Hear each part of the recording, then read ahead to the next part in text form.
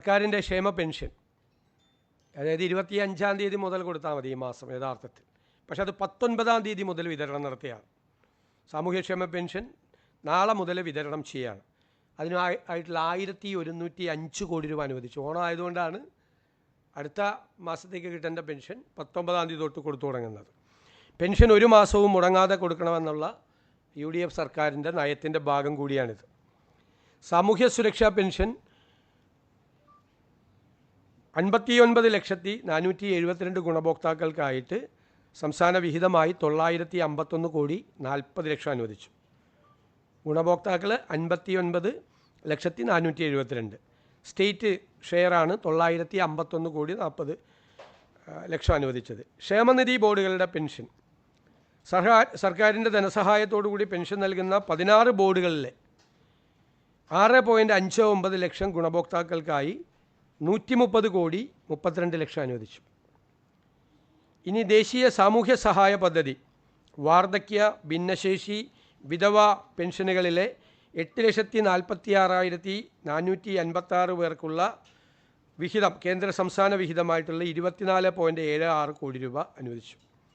August 19 മുതൽ വിതരണം ആരംഭിച്ച് അതിൻ്റെ നടപടിക്രമങ്ങൾ പൂർത്തിയാക്കും. സർക്കാർ ജീവനക്കാരുടെയും പെൻഷൻകാരുടെയും ആനുകൂല്യങ്ങളും ബോണസും പ്രഖ്യാപിച്ചു. 630 കോടി 5 ലക്ഷം രൂപയാണ്. അംഗൻവാടി പെൻഷൻകാരുടെ കുടിശ്ശിക നേരത്തെ ഒരു 10 കോടി രൂപ അനുവദിച്ചിട്ടുണ്ടായിരുന്നു. 24 കോടി രൂപ കൂടി അനുവദിച്ചു. ഈ ജൂലൈ 31 വരെയുള്ള മുഴുവൻ കുടിശ്ശികയും അവരുടെ മുഴുവൻ കുടിശ്ശികയും കൊടുത്തു തീർക്കുകയാണ്. ഇപ്പോൾ ആകെ കൊടുത്തിരിക്കുന്നത് 34 കോടി രൂപയാണ്. അംഗൻവാടി പെൻഷൻകാരുടെ പെൻഷൻ കുടിശ്ശിക ഉണ്ടായിരുന്നത് വലിയ ഡിമാൻഡായിരുന്നു. അതുപോലെ ജീവനക്കാർക്കും അധ്യാപകർക്കും 4,500 രൂപ ബോണസ്, 20,000 രൂപ Onam advance.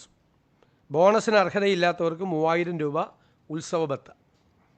Part time contingent ജീവനക്കാർക്ക് 6,000 രൂപ അഡ്വാൻസ്. സർവീസ് പെൻഷൻകാർക്ക് 1,250 രൂപ ബോണസ്. ആശാ അംഗൻവാടി പ്രവർത്തകർക്ക് 1,450 രൂപ ഉത്സവ ബത്ത. പിന്നോക്ക വിഭാഗ സ്കോളർഷിപ്പിൻ്റെ കുടിശ്ശിക ആയിരുന്നു. മുൻ സർക്കാരിൻ്റെ കാലത്തെ കുടിശ്ശിക തീർക്കുന്നതിനായി 84 ദിവസത്തിനകം 310 കോടി രൂപ അനുവദിച്ചു. പിന്നോക്ക വിഭാഗക്കാരുടെ സ്കോളർഷിപ്പിൻ്റെ കുടിശ്ശിക ആയിരുന്നു. ആരോഗ്യ മേഖലയിൽ കാസ്പ്, ആരോഗ്യകിരണം പദ്ധതികളിലെ അടിയന്തര ബാധ്യതകൾ തീർക്കാൻ 200 കോടി രൂപ അനുവദിച്ചു. ഇതിനേക്കാൾ കൂടുതൽ ബാധ്യതയുണ്ട്. പക്ഷെ അടിയന്തരമായിട്ടുള്ള ബാധ്യതകൾ തീർക്കാൻ 200 കോടി രൂപ അനുവദിച്ചു.